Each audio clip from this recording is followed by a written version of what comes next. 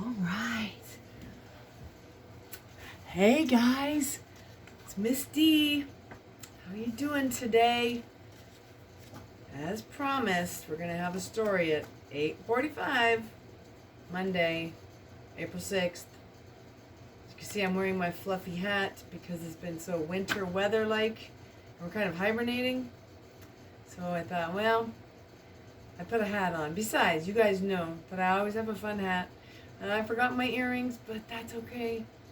I hope you guys are still doing okay and hanging in there. We miss you. We all miss you, all your teachers, myself, Miss Hilda, Miss Laura, the other Miss Laura, Miss Elisa. By the way, thank you again, Miss Elisa, for my lovely unicorn hat. I love it, love it, love it. So let's get a story going, shall we? We're going to read Clifford and the Beanstalk.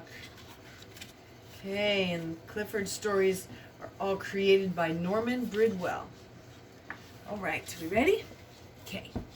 And Miss D, get comfy. I don't have my bean bags either. That's so sad. Maybe I can get them. All right. Hello. I'm Emily Elizabeth, and this is Clifford, my big red dog. Every night we cuddle up and my dad tells us a story. My dad loves making Clifford and me the stars of the story. Tonight we're reading Jack and the Beanstalk. As are we. There once was a young girl who went by the name of Jack.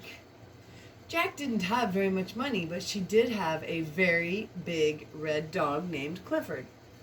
One morning, Jack took Clifford to the market. They wanted to buy some sweets from the candy shop. But first they would need to make some money. Jack and Clifford did their best tricks for a crowd of people. Everyone clapped and tossed their coins into Jack's hat until something's gonna happen. Uh-oh. Clifford rolled onto a nearby farmer's booth and sent everything flying. Jack had to give the farmer all the money they had earned, and they had to help clean up the mess, too. It took the rest of the day, but the farmer was so thankful for Jack and Clifford's help that he gave them a reward of 3 magic beans. The farmer told them to plant the beans in the ground. So when they got home, Clifford dug a hole. Jack threw in the beans and watered them, but nothing happened. Or so they thought. The next morning, Jack and Clifford awoke to find a huge beanstalk had grown overnight. It was so tall they couldn't even see the top. Ooh, that's a tall one.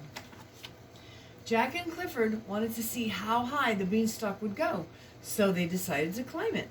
Jack jumped on Clifford's back, and they went up and up and up, all the way up to see the birdies. That's very high.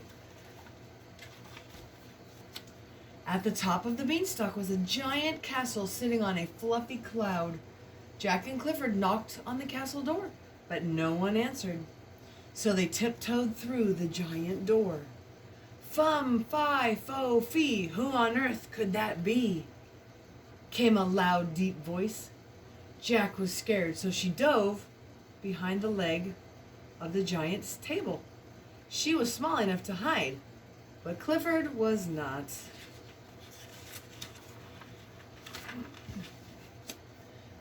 They peeked out to see who was calling out for them. It turned out the castle was so giant because it belonged to giants. Jack and Clifford held their breaths, but the giants spotted them. Luckily, they liked Clifford. He fit right in. There were big toys and even a big doggy bed, all the perfect size for a big red dog like Clifford. The giants treated Clifford and Jack to a grand feast, and then they showed them all the treasure they had. There was beautiful jewelry and fancy clothes and sacks full of gold. Jack and Clifford loved dressing up like royalty. The day had been great fun, but before long the sun was setting. Jack pulled on Clifford's collar. It was time for them to go home.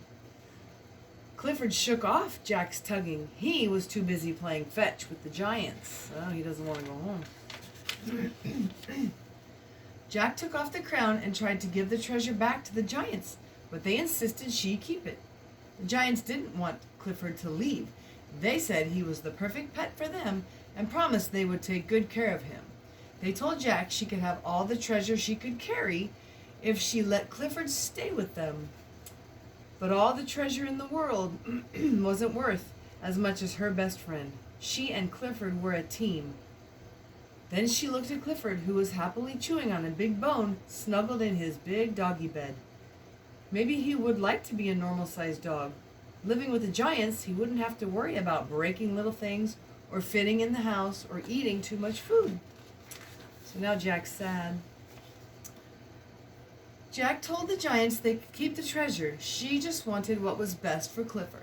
She walked sadly back to the beanstalk. But before long, she heard a familiar sound. Woof, woof! It was Clifford. He didn't want to be a normal-sized dog after all. Jack and Clifford headed for the beanstalk as they heard a thunderous creak. The castle door opened. Fee, fi, fo, fum, where could our dog have gone? The giants cried. They chased after Clifford and Jack. Clifford raced as fast as he could down the winding beanstalk.